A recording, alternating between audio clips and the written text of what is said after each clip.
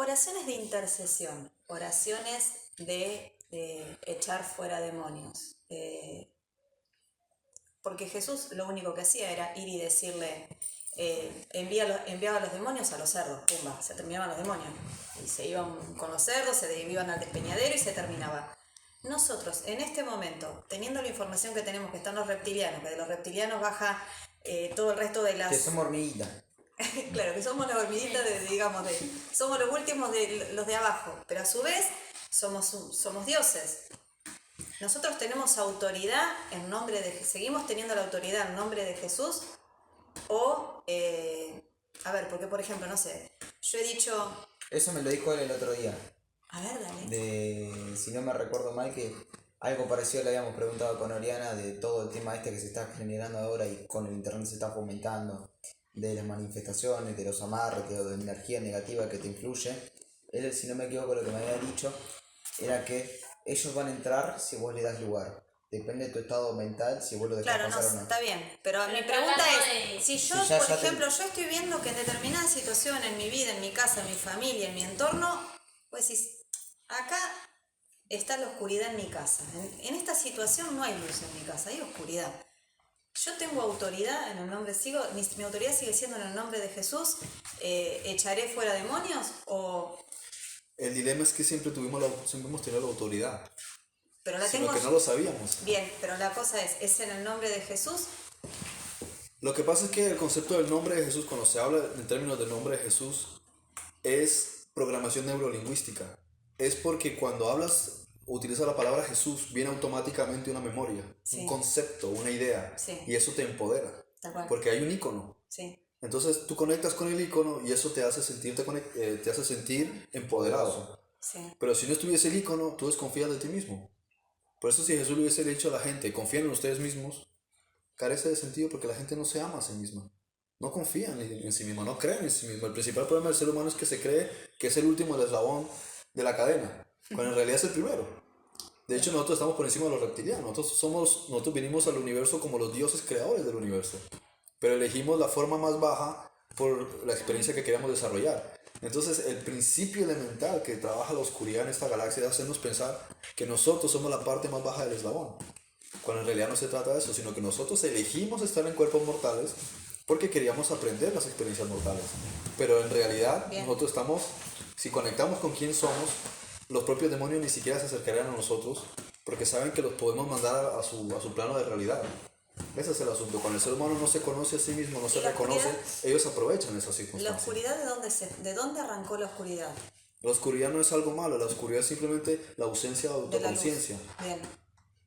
La ausencia de autoconciencia. Bien. Claro. Pero ¿y dónde arrancó esa oscuridad? ¿Cuándo dejó de haber conciencia? O sea, ¿cuándo esos seres dejaron de tener conciencia? Eso ocurre en el momento en que digamos que podemos diferenciar entre el espacio y el universo. Porque el espacio decimos que es infinito, pero el universo no es infinito, porque se produce una explosión y hay un marco, ¿sí? Un marco en el que se han estructurado los átomos en función de la conciencia que se va expandiendo. Como cuando aprendes nuevas informaciones, tu mente se expande, pero sigue habiendo un espacio. Entonces, ¿qué ocurre? Antes de que se produjese esa explosión, nosotros estamos en un marco de unicidad total.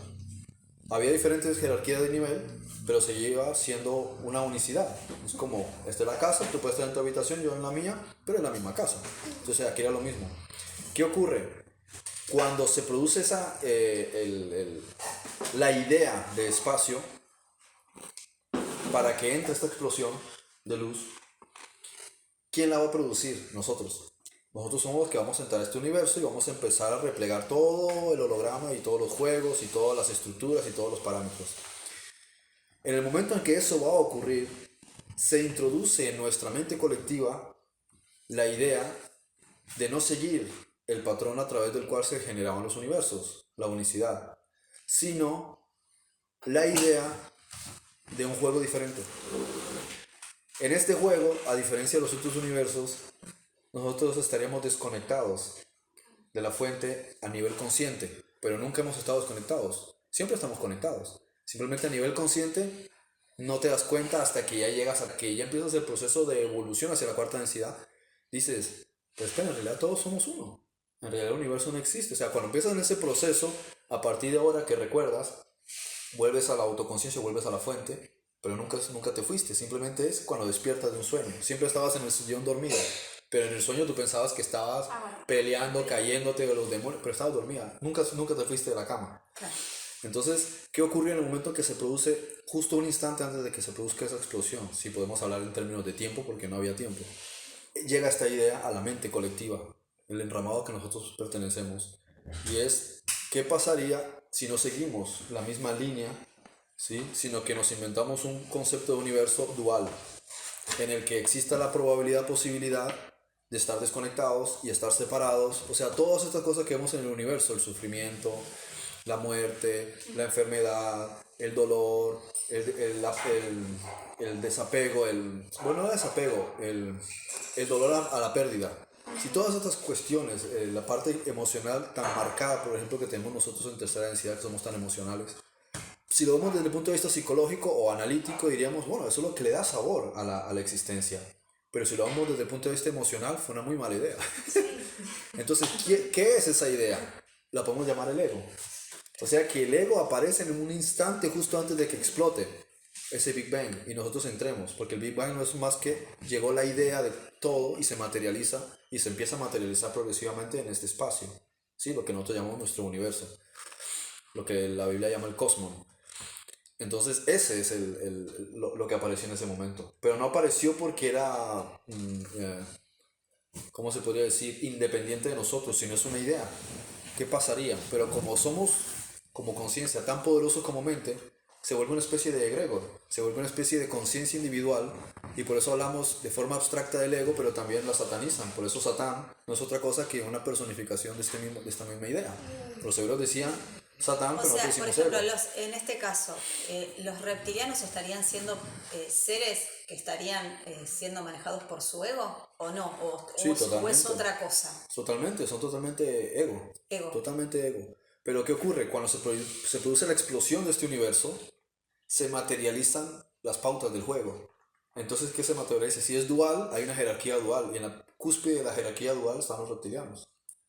Entonces ellos son la materialización del ego. Del ego. Por Bien. eso cuando hablamos de ellos los podemos llamar Satán, los podemos llamar ego, los podemos llamar como nos dé la gana. Son los que están en contra de la posición. Claro, Es la se posición. oponen, o sea, son las piezas del juego. Es que aquí es donde nosotros dejamos de juzgar porque nos damos cuenta que nosotros los creamos a ellos.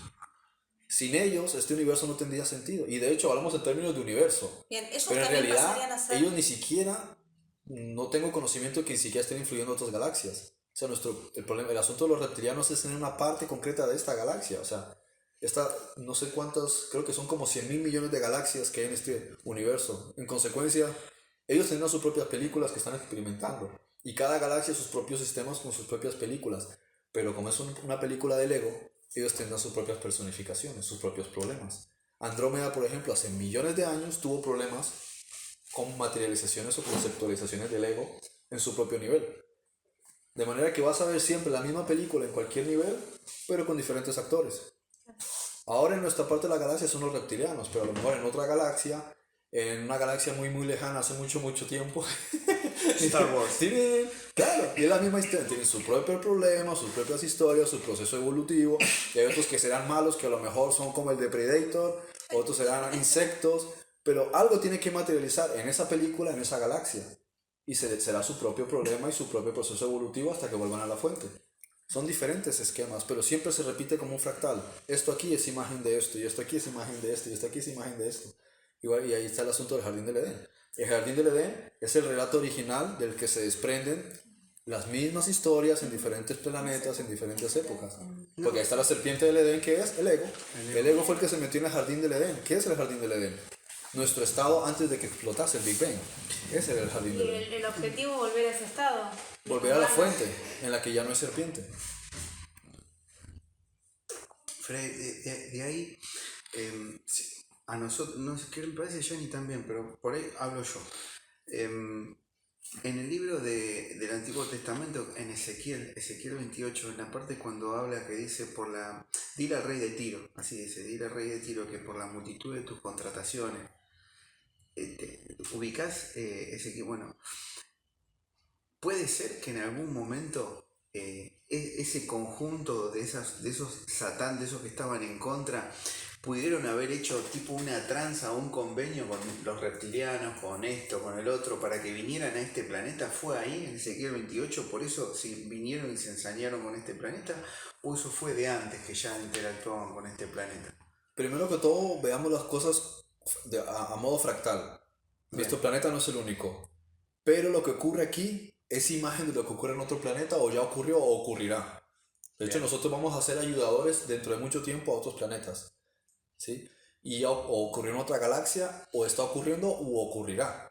¿Sí? Pero es el mismo esquema que se repite, como digo, con actores distintos, con colores distintos, con aspectos distintos, pero es la misma película. ¿Sí? Que es el cuento del Jardín del Edén. Es un guión escrito, por decirlo así. Sí.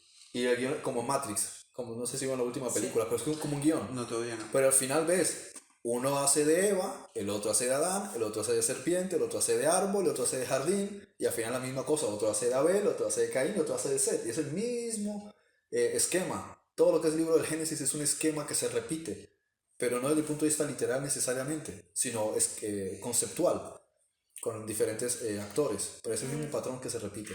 Entonces, considerando eso, volvemos al punto del ¿cómo se dice? De los... algo. No, de momento está bien. En el momento del caso de los reptiles. En el nivel de ellos son los que son el malo, el satán es el otro y el otro es aquí. Por ejemplo, yéndonos al caso de Ezequiel 28. Ezequiel 28, 2 en adelante hasta el versículo 12, 13 o 14, habla de un concepto. A partir de ahí hasta el final de ese versículo, de ese capítulo, habla de otro concepto. Por eso dice Melech Tzor, dice, o rey de Tiro, pero en realidad dice Melech Tzor. Tzor tiene mucho que ver con la oposición, con un pedernal, con un tirano. ¿Quién es el tirano? Yaldabaoth, Sakla, Samael, como le quieran llamar.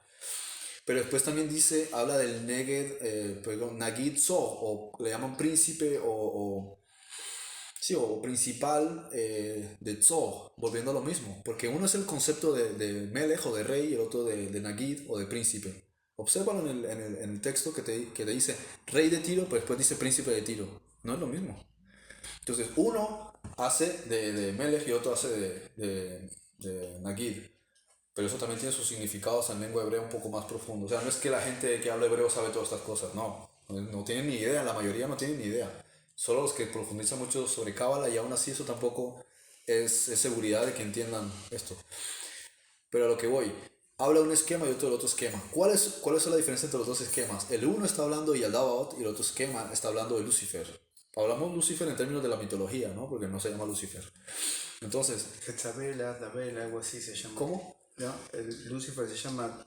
Heilel Ben Shahar. Eso. Pero realmente eso tampoco es un nombre. Es un calificativo militar. Ah, yo lo había escuchado, ¿sabes qué? De tu papá una vez. Ajá. Que lo mencionó. Yo pensé que se llamaba así, perdón. Sí, no, yo supongo que casi nadie sabe que eso no es un nombre. Es un calificativo. Un calificativo. Igual que Belzebub. Es un calificativo. Jehová es un calificativo. En realidad los nombres en lengua hebrea son calificativos. No son o sea, no hay algo que tú digas que es un sonido nuevo. Por ejemplo, yo me llamo Juan L. y es una palabra nueva y así me llamo yo y así me identifican. No, Juan L. significa algo en lengua hebrea. No hay algo que tú te hagas inventar. Entonces, el nombre es el calificativo que identifica el poder tuyo. Si a una persona lo llamaron de X manera, es porque tiene que ver con su destino. Eso es lo que significa el hebreo nombre. En español, nombre quiere decir no hombre. Te está quitando la autoridad como hijo de Dios. Fíjate, en cambio... por ejemplo, en latín nomine, que yo soy un número, yo que soy, que me tiene que registrar. En cambio en hebreo Shem tiene que ver con el destino. Cuando le ponían un nombre a un hijo, lo estudiaban debidamente para saber cuál es el destino de él. Esperaban que un ángel le revelara cuál iba a ser el destino de esa persona para ¿Por qué ponerle... no perdimos todo eso nosotros? ¿Por qué nos sacaron todo eso? Culturalmente.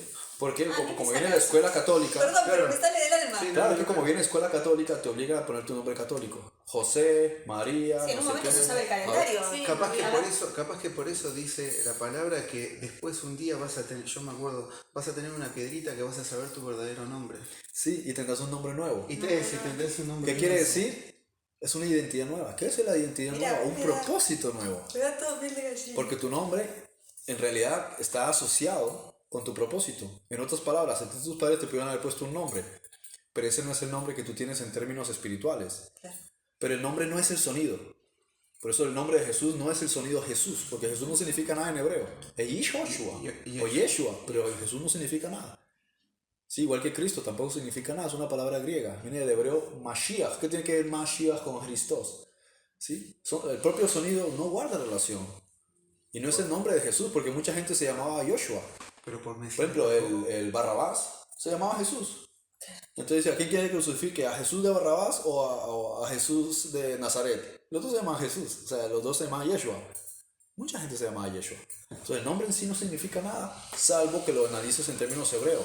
Salvación. Él se llama salvación. ¿Por qué? Significa que algo hay en él salvación. Cuando, por ejemplo, los judíos les dice, ¿sabes que Jesús, pues sabes que a quien llaman Yeshu, no se llama Yeshu, sino Yeshua? Dicen, ¿cómo? El que creen los católicos, los Nosrim le llaman ellos. Ah, él, el que fue crucificado por los romanos, sí, se llama Yeshua, no Yesu. Ah, qué raro, ¿pero qué? ¿Salvación? Lo llamaron salvación porque iba a salvar a alguien. Fíjate, el razonamiento cambia. Pero si tú le dices que llamaba Jesus, ah, sí, el de las películas, el que se está crucificado. Jesus no significa nada en hebreo. De hecho, puedes buscar la etimología y tiene más que ver con un caballo o con algo así porque no guarda relación con el hebreo. Miento, si es sous en griego sería soy caballo, pero lo vas viendo en diferentes idiomas, tiene un significado, puede que hasta asociado, pero la cuestión es cuál es su propósito, salvación. Moisés fue sacado de las aguas, le llama Moshiach, le llama Moshe, sacado del agua en egipcio, pero también Moshiach viene del hebreo Mashiach, salvación, porque él también tiene un propósito de libertador con el pueblo. Yeshua Mashiach es una canción de un grupo. Paul Whitmore. Sí. Claro, cada nombre tiene un significado. Y eso tenía que ver con quién es la persona. Por ejemplo, Abraham, ¿por qué le cambiaron el nombre? Y le llamaban Abraham Abraham. en vez de Abraham. ¿Cuál es la diferencia? Ab es padre. Ah, verá. Ham, multitudes. Un padre que verá multitudes. Entonces le están dando un objetivo. Un propósito en Un el nombre. propósito que tiene que ver con él. Y no necesariamente tiene que ver solamente con esa vida. Puede que sí, porque es como su encarnación. A otra encarnación lo llaman de forma distinta porque hay un rol distinto. Pero el rol no tiene que ver con algo que tú tienes que hacer para Dios, sino es algo que haces para ti mismo. Tiene un sentido la vida que tienes, que gira en torno a tu nombre espiritual, por así llamarlo.